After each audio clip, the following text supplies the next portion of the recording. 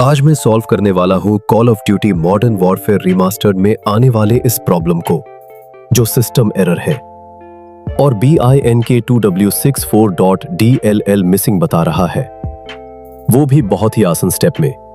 तो सबसे पहले हमें सर्च में जाना है। यहां लिखना है विंडोज सिक्योरिटी।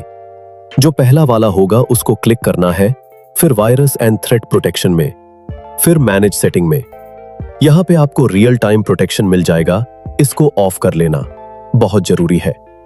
फिर आपको call of duty modern warfare remastered का फाइल लोकेशन को ओपन करना है, साइड कर लो। और ये वो फाइल है जिसमें इस गेम के टोटल DLL फाइल्स है, इसको ओपन करके साइड कर लो।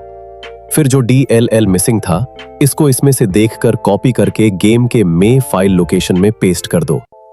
अब अपना गेम ओपन करो और एंजॉय करो। मैं मिलता हूं किसी और प्रॉब्लम के सॉल्यूशन में।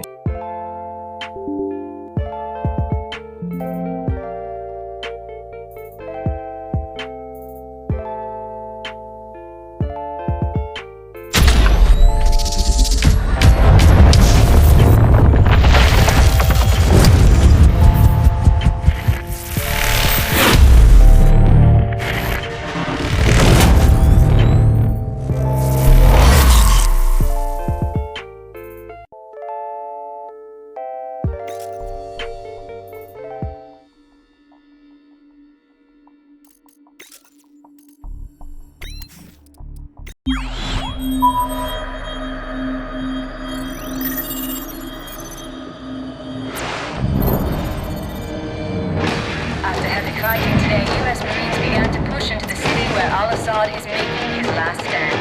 Fighting has intensified in the capital city. Anti-aircraft fire and Roger, on location. Repeating, map grid 527619er. Over. Bravo 6 copies. Over. Bravo 6, we have an Abrams dead in the water. Call sign, Warpig. Lieutenant Vasquez, your unit is shotgun. Over. Copy. Bravo is inbound. Tell Warpig